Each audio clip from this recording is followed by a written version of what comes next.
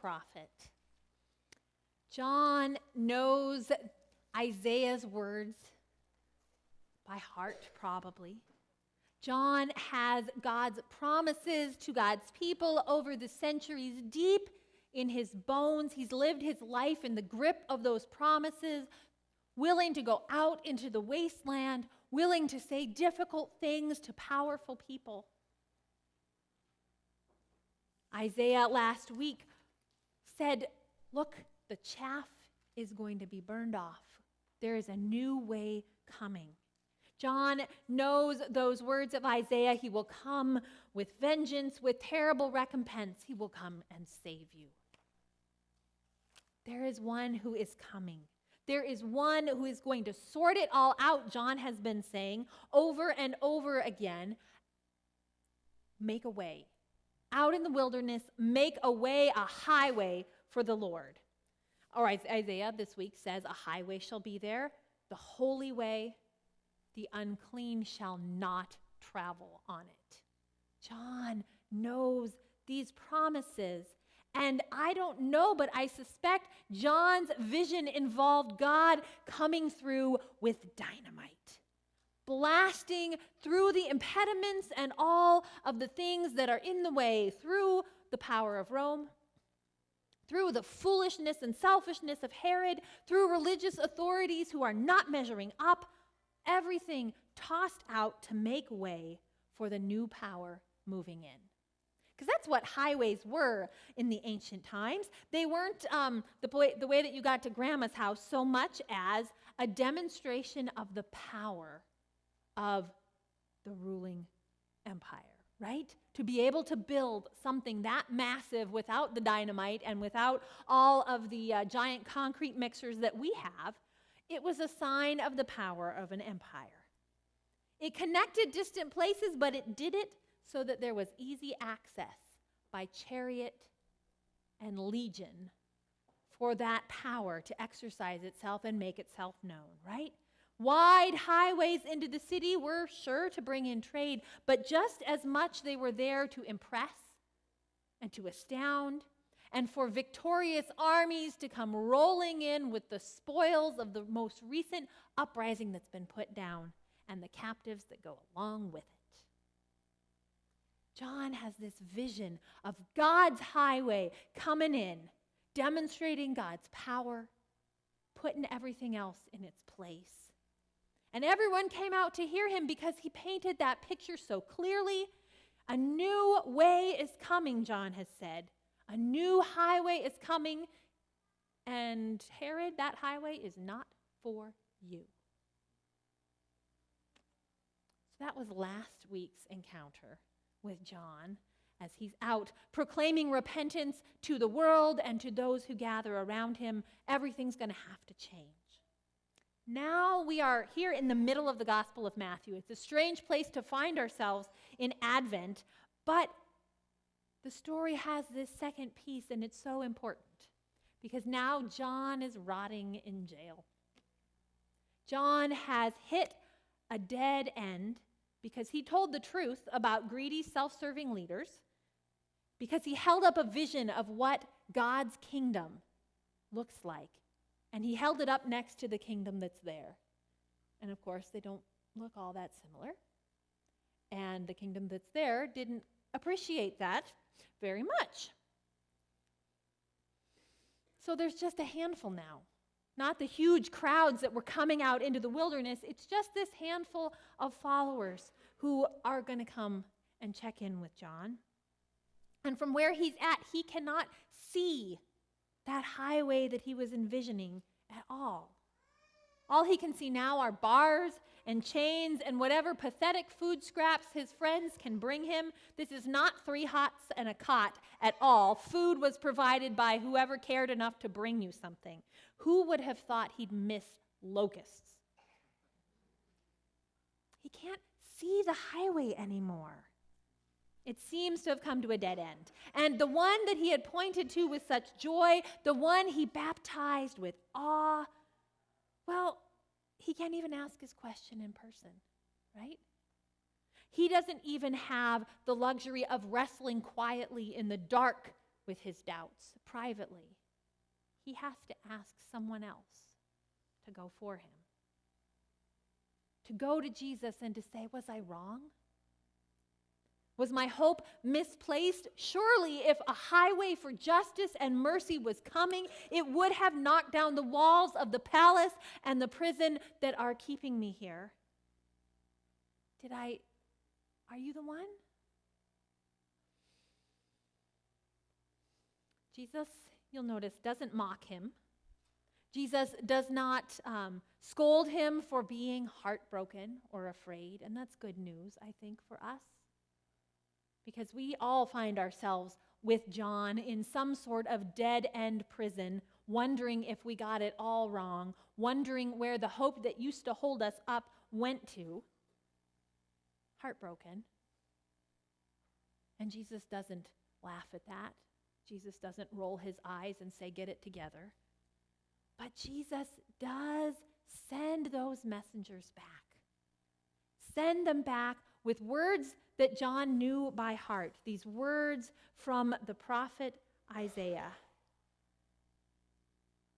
And even with the things that John already knows, that he has heard, right? It says when he heard what the Messiah was doing, he sent them, right? So they go back to him with these words that he knows, except they don't seem to echo the part about vengeance and recompense. Jesus doesn't mention that. And maybe John wondered, is that just for now? Is that for good? The way that Jesus is moving in the world is going to point to the fact that this is always how the kingdom is coming, very differently than we expect. That vengeance and recompense, whatever it might be, looks like Jesus on a cross. Tell them what you hear and what you see, Jesus said.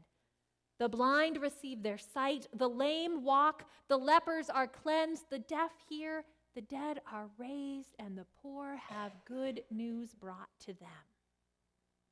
However, this is coming. It's not starting at the top, right? The kingdom is coming down to the people who have been forgotten. The kingdom is here in Jesus. Jesus is the one who brings the kingdom. There's no question about it. But it's a question of what it looks like, and it's apparently not going to be that highway that John could picture so clearly. All this language about waters in the wilderness and swamps springing up makes me wonder if it maybe could be more like one of those raised boardwalks. If you go up to some of the bogs at the dunes or other places where there is precious creation all wet and full of life, and we don't want to wreck it, there's this raised boardwalk that you're on, right? And it doesn't go straight, this highway of the kingdom. It seems to meander past every little bird with the broken wing so it can tend to that. It seems to wander past every little patch of very tiny but interesting flowers to make sure that you notice what's going on there. This highway for our God has sides to it, right? In the midst of this water, so you don't step off and get all wet, but also so that the fools on the road don't go and etch their initials into the tree trunks, right? This highway for God operates so differently than the one that we would like to envision, the one that has room for tanks to roll down. And it's not for the soldiers. You notice what Isaiah says, who's going to be on this road? God's people, even the foolish ones, the ransomed of the Lord. Not captives being brought back as spoils of war, but those who have been freed, and they are singing. They are singing as they go. The promise is that the kingdom is already here in our midst in Jesus. The kingdom is coming in his presence, in his work, in his words, and even in the work of the disciples. So this comes so late that Jesus has sent the disciples out to be doing the healing and the teaching and the proclaiming of good news. So it is something that is active in the world, and here are John's disciples sent back to tell him what he already knows, but is hard to see. That's the other piece of good news about this very funny-looking highway for our God, is that it's full of tour guides pointing out all that is going on. There's not just one, it's everyone. It's complete chaos. As everybody says, oh, look over here, there I saw a hawk. Notice this, notice that. Everyone is starting to point out for others what they maybe could see with their own eyes, but sometimes we miss, right? Maybe you've had that experience where you were supposed to be the teacher. You had the opportunity to lead and to guide and to show people, like John did for his disciples, what to hope for, how to look for the kingdom, what to expect, to point to Jesus, and then to have the experience of them doing the same for you. So John has shaped these disciples to expect God at work in the world, and now they come back to him when he can't see it to describe it for him. I think about lots of stories like that, but one small one is I get to do some communion preparation in our context. And a number of years ago, we had an older sibling who had gone through the process when we had moved it from 5th grade to sort of when families thought they were ready. And there was a younger sibling who was maybe yet in preschool, and so family thought, well, we'll wait a little bit. But if you know anything about siblings, is they notice what is going on for their other brother or sister. And so this younger sibling noticed what was going on, and eventually mom said, we're going to have to do something, because if Jesus is being given over here and you understand that that's not for you, woo, right? So great, wonderful, we'll do that. We had sort of preparation with a number of folks that were younger, and here she comes up to the rail. We've talked about what this is, what it means, how it is Christ's presence with us no matter what. And I say, the body of Christ given for you. And this little voice says, oh, it's for me? Really? That reverence and wonder that we were trying to teach very carefully is there to be taught to us, right? In a little bit, we'll have the opportunity to hear stories of God's work in the world in wonderful ways, as Gail shares with us. And I just invite you to think about yourself.